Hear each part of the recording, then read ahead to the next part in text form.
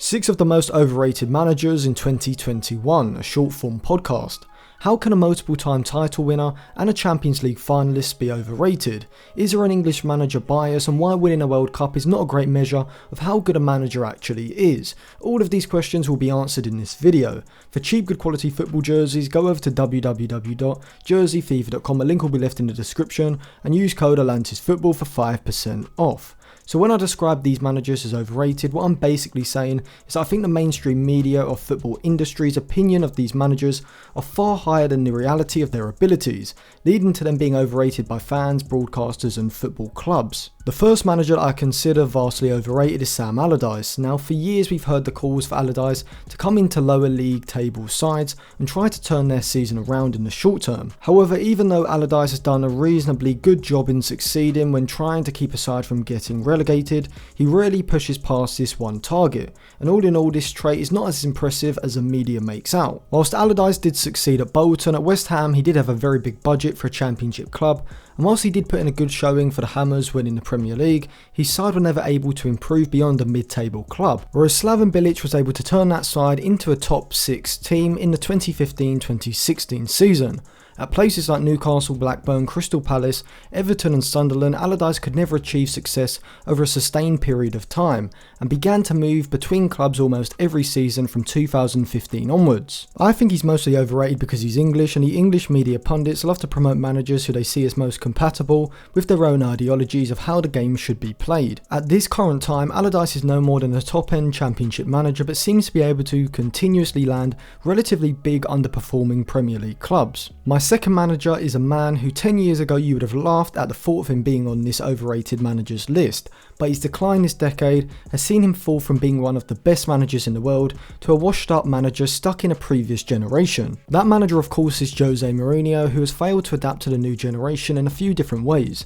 The first is his tactics on the pitch, with his sides not pressing as high as other sides, and now dropping deep very early, they invite the opposition onto them. Now 15 years ago when Mourinho was at Chelsea, this was very effective at stopping opposition sides scoring and allowing Chelsea to grind out results throughout the whole of a Premier League season. However, 10 to 15 years later, the standard of the average Premier League attacker and creator has massively increased, with talented passers and finishers like Ruben Neves, James Rodriguez, Rafinha, Danny Ings and Patrick Bamford now all playing for mid-table sides, which means that it's a lot harder to sit deep and allow the opposition to have possession in your own half and not concede because of the individual talent that the Premier League now has. As a result, this has seen Mourinho's sides concede a lot more goals and lose more games than they did in the 2000s. Secondly, Mourinho's management is far too combative, which clashes with modern day players' personalities, particularly flair players who perhaps aren't as comfortable when being asked to perform disciplined defensive roles. Examples of players having clashes with Mourinho because of this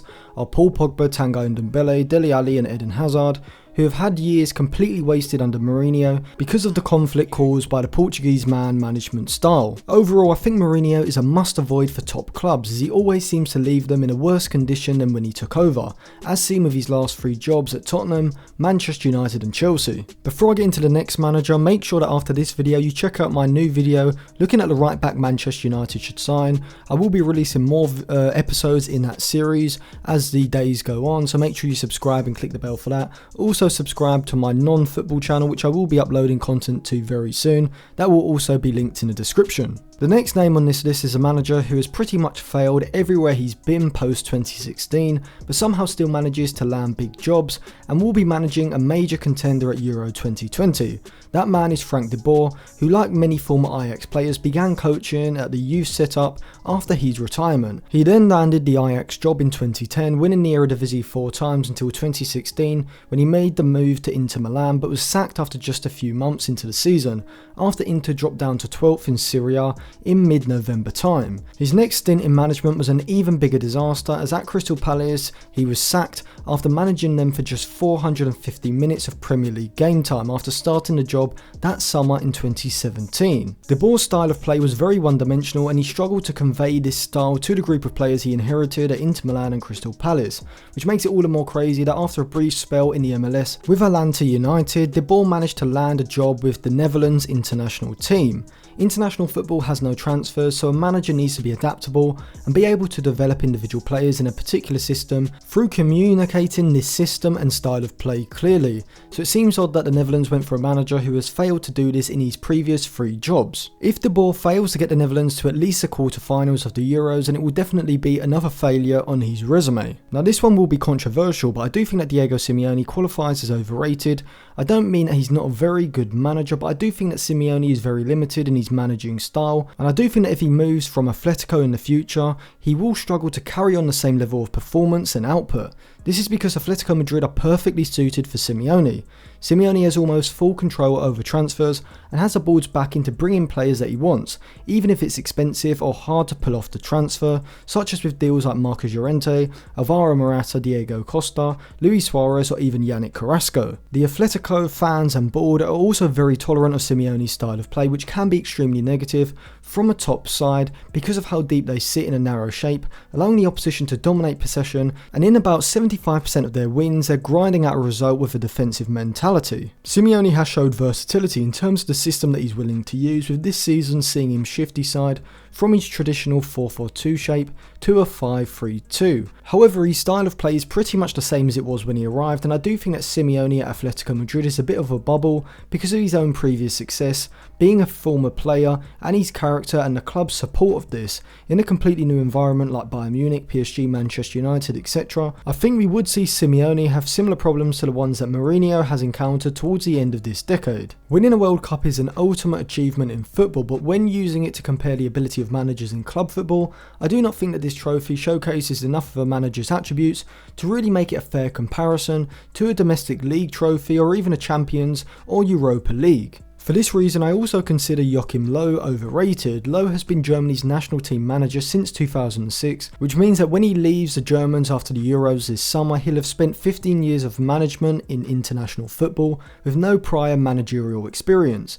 This makes it incredibly tough to actually judge how good a club manager he actually is. In those 15 years, we haven't seen how good he is at being able to identify players to be brought in, and he didn't really have enough time each season to be able to show how he's capable of setting up a system that can be consistent throughout a whole season, as Germany would likely only play real meaningful games against top tier sides at major tournaments, which could only be about 30 high profile games over the course of a decade. This is why I would avoid him for any top side. His level is probably around Bundesliga mid-table, but he will no doubt get linked with jobs such as Bayern Munich and Arsenal if those jobs do become available. Before I get into my last candidate for this list, let me give you an honourable mention, a manager who is now retired but was vastly overrated towards the back end of his career. That manager is Harry Redknapp, who was always overrated in my eyes because of the mainstream media's English manager bias, which I spoke about before. This isn't to say that Redknapp didn't have success at Portsmouth and Tottenham, but as he came into his latter days after leaving Tottenham in 2012, his very 1990s style of play became even more outdated, which then led to him declining at QPR and Birmingham despite being touted as one of the top managers in English football by the mainstream media. The final manager on this list may also be a surprise for a few people, as it's Carlo Ancelotti, a 3-time Champions League winner who has won domestic titles in Italy, France, Germany and England as well. However, I do think that Ancelotti has dropped off dramatically from his managerial heights at the end of the 2000s, and now, similar to managers like Mourinho and Arsene Wenger before him, he's declined as he struggled to keep pace with the changing styles in the modern game. Ancelotti was always regarded as an elite club manager, meaning that he thrives when managing clubs with star-studded talents who can compete for domestic and European titles. But after his semi-successful spell at PSG and his premature sacking at Bayern Munich, Ancelotti's reputation suffered and he was forced to take jobs at clubs who would be regarded as a level below the Real Madrids and Bayern Munichs of the world. At Napoli, he put in a decent performance as manager, but was never able to get Napoli back to the same level as prior manager Maurizio Sarri had. The same can be said about his time at Everton as well. Whilst he didn't fail at these two clubs, considering Ancelotti is regarded by many as one of the top 5 managers in the world, you would have expected him to at least mount a challenge for Serie A with Napoli, and have got Everton into the top 6 considering the money they spent and the players he had at his disposal. This, along with Simeone, is probably the most controversial of my picks, but ultimately this isn't me saying that Ancelotti is not a top manager, or even that he can't be successful at a top club, as my analysis video and him joining Real Madrid explains in further detail. I think that in the public and media's eyes, Ancelotti is regarded as a lot better of a manager than others compared to his current ability in 2021. So thank you for watching. If you enjoyed that video, remember to subscribe to the channel and click the bell for notifications. Check out some of my other videos, like my new Manchester United transfer episode, which will be linked in the description below. Follow me on Twitter and Instagram as well for more content.